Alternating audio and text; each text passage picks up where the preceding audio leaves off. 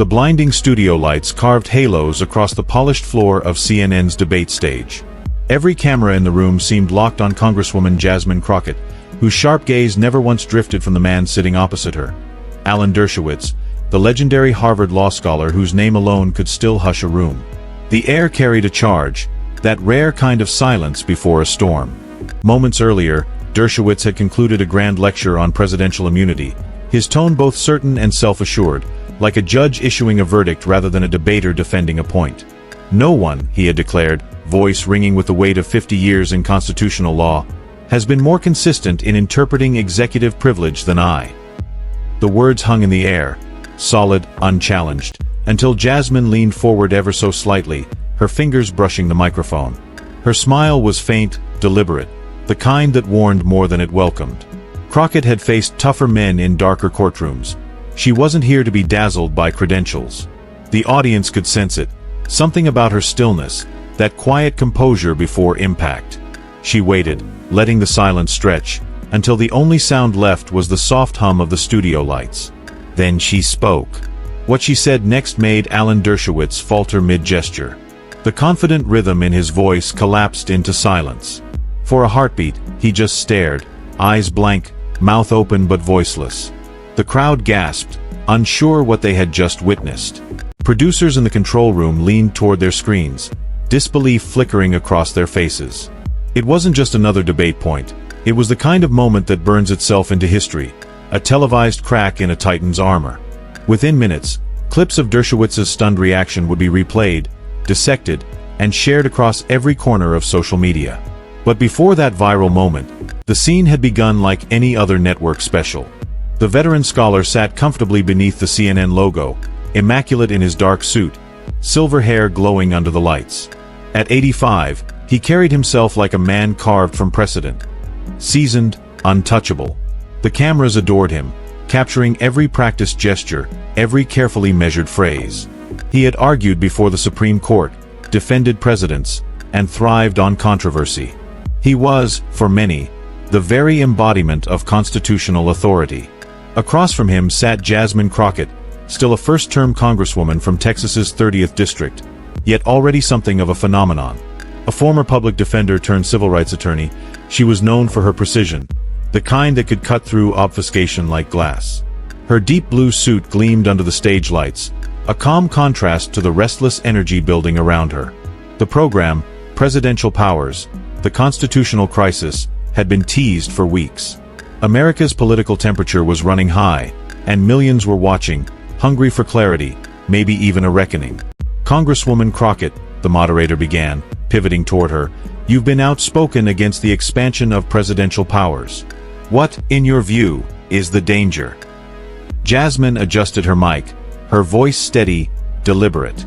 Equal justice under law, she said simply. Those words are carved above the Supreme Court for a reason. No American, no matter where they live or what office they hold, should ever stand above the law. Applause rippled through the audience.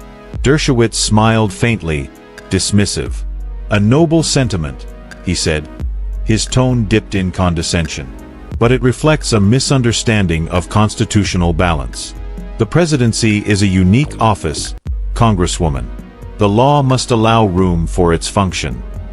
Jasmine's expression didn't change. She merely nodded, as though noting a move in a chess match she had already predicted. What Dershowitz didn't know was that her team had spent weeks combing through every article, every televised statement he had ever made. Each inconsistency catalogued, each contradiction marked. She wasn't coming to debate, she was coming to expose. And as the program cut to its first commercial break, a quiet ripple passed through the control room. Something electric was coming. When the cameras cut to commercial, the tension in the studio didn't fade, it thickened. Crew members whispered in the dim light, aware that something unusual had begun to unfold. There was a different electricity in the air, the kind that comes only when a moment bigger than television is about to happen. Alan Dershowitz adjusted his tie, speaking quietly to one of the producers. The faint irritation in his voice betrayed him. He was used to control, of the room, of the argument, of the narrative. But Jasmine Crockett hadn't blinked once since the show began, and that kind of composure unnerved even veterans. Backstage, CNN's control room glowed with dozens of screens, each showing a different angle of the debate. Producers huddled, whispering about the shift in tone. One of them muttered, "She's setting something up." Another replied, "She knows exactly what she's doing." They were right. Crockett sat quietly, her eyes fixed on her notes, her posture calm. To anyone watching, she looked relaxed, serene even, but inside, her mind was running like a prosecutor's machine, every quote, every contradiction lined up in perfect order. Her aides, seated just beyond the cameras, exchanged quick glances. They knew what was coming. The trap was nearly complete. When the broadcast returned, the familiar jingle of CNN's debate theme played, the audience applauded, and the moderator's voice filled the air again. Welcome back to Presidential Powers, the Constitutional Crisis. Before the break, we discussed the scope of presidential authority. Professor Dershowitz, could you elaborate on your long-held position regarding presidential immunity? Dershowitz leaned forward, visibly pleased by the softball. Of course, he said, his tone slipping into the rhythm of a lecture he'd given 1,000 times. The framers understood that a president must have certain protections in order to function. While no one is literally above the law, the executive branch requires insulation to make decisions without fear of constant litigation. He gestured confidently, his words polished, practiced, flawless. This has been my view for 50 years, unchanged, consistent, rooted in the Constitution itself. Across from him, Jasmine remained silent, her eyes fixed on him like a chess player waiting for the final move. When he paused, the moderator turned toward her. "Congresswoman Crockett, your response?" She exhaled softly before speaking. "Professor Dershowitz says his position has been consistent," she said, her tone even. "But I think the American people deserve clarity on what that consistency really means." The audience quieted. Dershowitz adjusted his glasses, his expression wary. Jasmine continued, voice calm but cutting. "You've said, and I quote, that your interpretations of presidential power have never changed regardless of who's in office. But that's not quite accurate, is it, Professor?" Dershowitz frowned slightly. "I'm not sure what you mean by that." "Oh, I think you do," Crockett replied, flipping open a folder thick with notes. "Because when we look closely, there's a pattern, a shift depending not on constitutional principle, but on political circumstance." The crowd stirred. The moderator raised a hand. "Congresswoman, if you could specify." "I intend to," Jasmine said softly. "During the Clinton impeachment, Professor Dershowitz, you argued that impeachment could be based on conduct that completely corrupts the office, even if it isn't a crime. Yet, 2 decades later, during President Trump's trial, you claimed impeachment requires criminal-like behavior. That's not a minor difference. That's a reversal." Murmurs swept through the studio audience. Dershowitz leaned forward, his tone sharpening. "That's a mischaracterization. Context matters, Congresswoman. Legal interpretation evolves." "But the Constitution hasn't changed, has it?" she interrupted gently, without raising her voice. The question hit with surgical precision. He hesitated, just long enough for everyone to notice. From the control room, a producer whispered, "There it is." Dershowitz adjusted his microphone, his composure wavering for the first time. "Context, as I said, is key. The situations were entirely different." "Different presidents, certainly," Jasmine replied, her tone still calm. "But the principle should have been the same." Silence again. Not the awkward kind, but the charged quiet that fills a courtroom right before the verdict. The moderator sensed the temperature rising and tried to pivot. "Let's focus on the broader question of executive power." But it was too late. The tension had already anchored itself in the room. Dershowitz had spent a lifetime crafting arguments that bent like steel, but Jasmine Crockett had found the weak spot, the hairline crack. And everyone watching could sense she wasn't finished. The studio had gone unervingly still. The lights, the cameras, the audience, all seemed to lean in, waiting for what would happen next. Dershowitz tried to recover, offering a tight smile, but there was a flicker of unease behind his glasses. He was a man used to steering the conversation, yet this time the wheel had slipped from his hands. Jasmine Crockett didn't rush. She sat poised, silent long enough for every heartbeat in the room to sync with her calm. Then she began again, her voice precise, each word landing like a gavel. "You've argued," she said, flipping another page, "that presidents must be protected from legal harassment while in office. But in your 1998 lecture at Harvard Law, recorded and published, you stated that no president should ever be immune from accountability, especially when their actions threaten the democratic system itself." She paused. The quote echoed faintly in the still air. Dershowitz blinked, his jaw tightening. "That statement, Congresswoman, was made in a different legal era." "Different era?" she interrupted gently. "Or different president?" A low hum rippled through the audience. The moderator leaned forward, glancing nervously toward the producer's booth. Crockett didn't look away. "It's interesting," she continued, "because when the law favored one side, you called it principle. But when it favored another, you called it context." That line hit like a quiet explosion. Dershowitz opened his mouth, but the sound caught halfway out. "I've been consistent in defending the Constitution," he finally said. "My arguments evolve with the circumstances."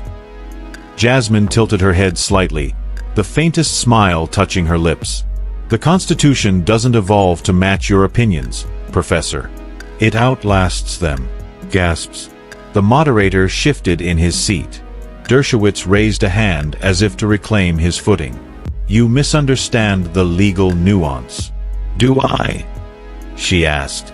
"Because I'm reading your own words." Her tone stayed composed, almost surgical. She turned another page. "You said during the Clinton hearings, no office, no title, no privilege should shield misconduct from justice." That's your quote.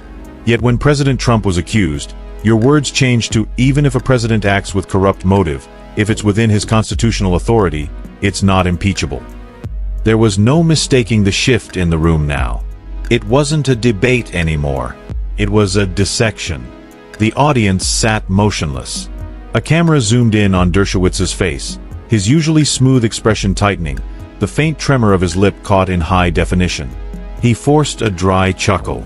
"This is a political ambush, Congresswoman. You're twisting." "I'm quoting," she cut in, voice unwavering. "Word for word. Your past statements, your interviews, your own books. You can call that whatever you like, but the American people can see the contradiction for themselves." He tried to speak again, but she kept going, her voice calm, confident, measured. "You've spent years teaching law students that integrity in argument is sacred, that you stand or fall by your consistency. So my question is simple, Professor. When did your definition of justice begin depending on who held the Oval Office?" The words hung there, sharp as glass. He froze. For once, Alan Dershowitz, the man whose name had filled courtrooms, whose voice had echoed in Senate chambers, had no answer. From the control room, a producer whispered, "He's blanking." Another murmured, "Keep the cameras rolling. Don't cut." A long second passed. Then another. The silence became almost unbearable. Finally, Dershowitz exhaled, his voice low. "Congresswoman, I've always argued within the bounds of the law, but not always within the bounds of fairness," she replied softly. That line broke the dam. The audience reacted, not loud applause, but a sudden rush of murmurs, gasps, disbelief. The moderator's earpiece buzzed frantically as producers debated cutting to commercial. But the feed stayed live. Crockett leaned back slightly, letting the tension settle. She didn't gloat. She didn't raise her voice. She simply folded her notes and said, "The Constitution doesn't need defenders who bend it to fit their allies. It needs guardians who protect it even when it's inconvenient." The words landed like a final verdict. Across the stage, Dershowitz sat still, eyes lowered, lips pressed thin. The silence was louder than any rebuttal. Somewhere deep in the control room, a voice whispered, "History just shifted." The moment the moderator finally stammered, "We'll take a short break," the studio lights dimmed and the spell broke, but not completely. The air still vibrated with what had just happened. You could feel it. Something irreversible had occurred live, in front of millions. Alan Dershowitz sat motionless for several seconds after the cameras cut. His hands rested on the table, fingers trembling slightly. A stage assistant approached him with a glass of water, but he waved it away without a word. His jaw worked quietly, like a man replaying a car crash frame by frame, looking for the second before impact. Across from him, Jasmine Crockett gathered her papers in calm silence. She didn't gloat, didn't smile. Her face was composed, the same disciplined stillness she had carried throughout the debate. But there was something in her eyes, a quiet certainty, the awareness that she had just shifted a conversation far bigger than herself. In the control room, chaos erupted. Producers shouted over one another as feeds replayed on multiple monitors. One camera operator muttered, "She got him cold." Another whispered, "That's not just debate," she dismantled him. The senior producer barked into her headset, "Don't cut the replay, clip it, get it online now. Title it, Crockett versus Dershowitz." The silence. That's our viral moment. By the time the live broadcast faded to commercial, the internet had already ignited. On X, formerly Twitter, hashtags began trending. Hashtag Crockett moment, hashtag Dershowitz stunned, hashtag above the law. Within minutes, short clips, 30 seconds, 10 seconds, even looping GIFs, flooded timelines across political spectrums. Some called it the calmest knockout in TV history. Others labeled it the Harvard humbling. But no one could deny what they had witnessed. Backstage, Jasmine's staff was buzzing. Her communications director pressed his phone against his ear, shouting over the noise, "We're already at 2 million views. No, that's not a typo, 2 million. Another aide turned the screen toward her. The clip was spreading like wildfire, the comments filling faster than they could scroll. This woman just dismantled a Harvard icon in under 5 minutes.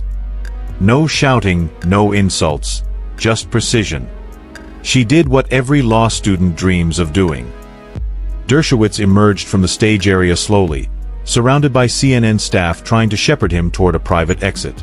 A reporter called after him, "Professor, do you stand by your statements tonight?" He didn't answer. The only sound was the faint clicking of cameras as journalists snapped photos of the man who had just been publicly cornered by logic.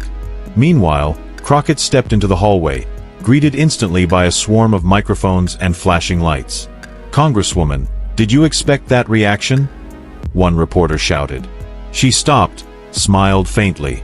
"I expected a conversation about truth," she said. "Sometimes that requires uncomfortable honesty."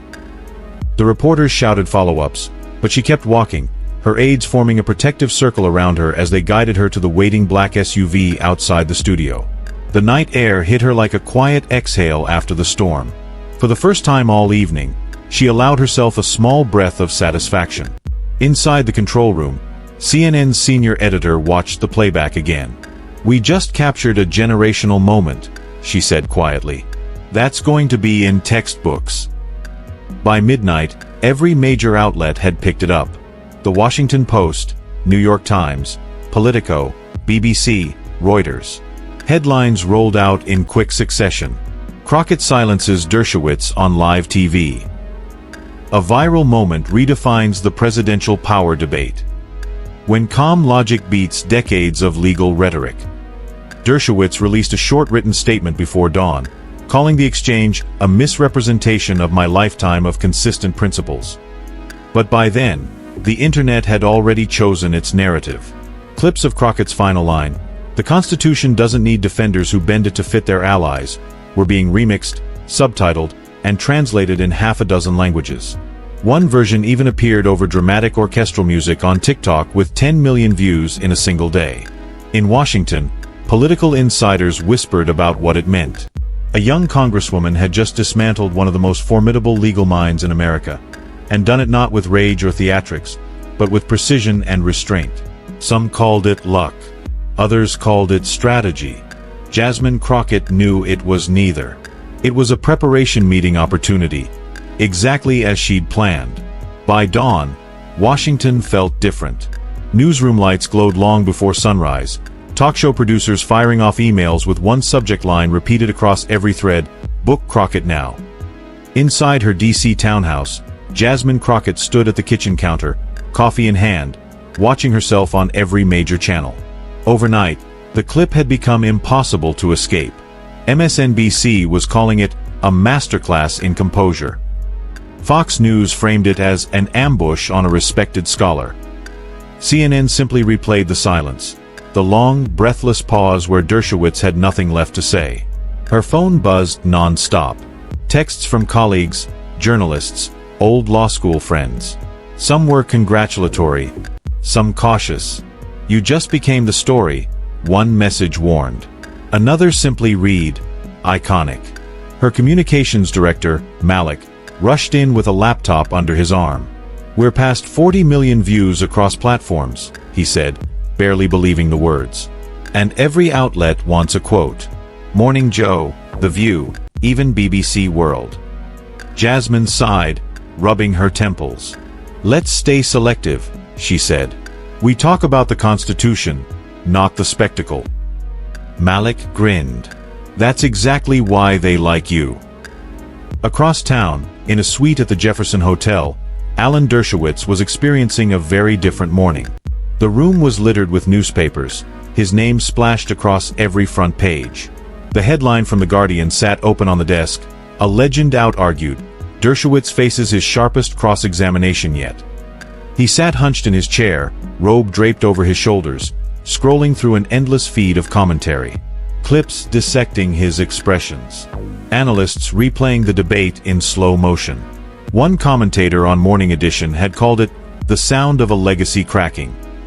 His phone rang again, another producer, another invitation to explain. "Professor, the public wants clarity," the voice insisted. "Would you be willing to appear tonight?" Dershowitz hesitated. His entire career had been built on responding fast, never letting others define his narrative. But this time, every word risked reopening the wound. "I'll issue a written statement later," he said flatly, and hung up. He looked out the window toward the Capitol, its dome glowing in the pale sunrise. Once, that view had filled him with certainty. This morning, it only reminded him how quickly power shifts when truth finds its moment. Back in Jasmine's office, her staff had already converted the viral moment into momentum. A new press release was drafted, titled, "Reaffirming Equal Justice," a statement from Representative Crockett. It began not with victory language, but with principle. Last night's exchange was not about personalities. It was about accountability. No scholar, politician, or president should ever stand beyond the reach of the law. When the statement hit the wires, pundits praised its restraint. Commentators on CNN called it refreshingly grounded. Meanwhile, political operatives on both sides began spinning. Conservative talk shows accused her of grandstanding for fame. Progressive commentators hailed her as the face of a new constitutional generation. Hashtags multiplied. Hashtag Crockett Doctrine. Hashtag Law over Loyalty. Hashtag the silence heard round the world. By midday, Jasmine's communications team had to issue a notice urging followers to stop sharing edited clips that mocked Dershowitz. "We're not in the business of humiliation," she told Malik. "We're in the business of truth." He nodded. That's why it worked. That evening, CNN re-aired the entire debate in prime time. Viewers who missed it the first time gathered like witnesses revisiting a legend in real time. The network's rating board flashed record numbers. As the camera once again captured the moment of silence, the professor frozen mid-sentence. One anchor whispered on air, "This is what accountability looks like on live television." In homes across America, people sat a little straighter, not because they loved politics, but because for once, clarity had defeated noise. Jasmine Crockett watched quietly from her couch, her coffee replaced with tea now gone cold. Her phone kept lighting up, but she ignored it. Outside her window, the city pulsed with chatter, cameras, and headlines. For the first time in a long while, she allowed herself a small, tired smile. "Preparation meets opportunity," she murmured. "That's all it ever is." Months passed, but the silence from that debate still lived everywhere. It had become shorthand, replayed in documentaries, cited in law school lectures, turned into think pieces about truth and courage. Professors used it to teach rhetoric. Journalists used it to illustrate restraint. Activists used it to prove that calm precision can strike harder than outrage. For Alan Dershowitz, The moment marked a shift he couldn't outrun. Invitations to panels grew rarer. Former students described him with a kind of reverence mixed with pity, a brilliant mind who lost control of his own narrative. He continued to publish essays, each more defensive than the last, insisting that his views had been distorted. Yet every paragraph carried the same faint undertone of fatigue. He still lectured occasionally, though his audiences had changed. Gone were the crowded auditoriums filled with television cameras. Now he spoke to small rooms of law students who listened politely but studied his phrasing like a case study in how reputations fracture. In one such lecture at Yale, a student raised her hand and asked quietly, "Professor, if you could revisit that night, would you answer differently?" Dershowitz paused, tapping the podium. "I'd have listened longer before speaking," he admitted. "That's a harder discipline than argument." Across the country, Jasmine Crockett's profile kept rising. Within a year, she was chairing a subcommittee on constitutional integrity, a title no one would have predicted for a first-term congresswoman. Her speeches drew overflow crowds. Her words were quoted in editorials. Yet she never leaned into the viral fame. When asked about the debate, she always said the same thing: it wasn't about winning. It was about reminding people that power bends easily when no one checks it. Still, the legend grew on its own. High school civics teachers played the clip before lessons on checks and balances. A popular podcast titled The Moment of Silence dissected every second of her delivery. Someone even painted a mural in Dallas, Crockett mid-sentence, eyes steady, beneath the caption, "Truth doesn't tremble." Inside Congress, her newfound influence didn't come without cost. Senior colleagues eyed her with the quiet skepticism reserved for newcomers who rise too fast. Lobbyists called her unyielding. Commentators speculated about her future. Senate, maybe even national office. Jasmine ignored the chatter. She still saw herself as a lawyer doing her cross-examination, just on a grander stage. One rainy evening, nearly a year after the debate, she received a letter in thick ivory stationery. The return address read simply, A. Dershowitz. She unfolded it carefully. Congresswoman Crockett, debate is a crucible, and you handled it with grace. History remembers its moments through confrontation. Ours, I suspect, will be remembered kindly, not for humiliation, but for clarity. The Constitution is better served when its defenders sharpen each other. Keep sharpening. Alan Dershowitz. She read it twice, then placed it back in the envelope. No response felt necessary. The silence, once again, said enough. That spring, a panel at Harvard convened to discuss the legacy of televised discourse. On the main screen behind the speakers, they projected a still image of that night. Two figures under harsh light, one leaning forward, one perfectly still. The moderator asked, "Why did this resonate so deeply?" A historian answered, "Because it reminded people that truth doesn't always shout. Sometimes it just waits for the noise to stop." Outside the lecture hall, students hurried through the evening drizzle, unaware that they were walking past the place where, decades earlier, both combatants had once taught or studied. Back in Washington, Jasmine worked late as usual, her office window glowing over Constitution Avenue. On her desk sat a framed photo, not of the debate, but of her swearing-in ceremony. She looked at it for a moment, then returned to her notes for the next hearing. The world had turned her silence into symbol, but she knew symbols only mattered if followed by substance. The work wasn't finished, not by a long shot. She closed her folder, switched off the lamp, and whispered the same words she'd used to center herself before that historic night. "Stay calm. Stay precise. Let the truth do the heavy lifting." And with that, the light faded, leaving only the Capitol dome gleaming in the dark, steady, patient, and silent once more.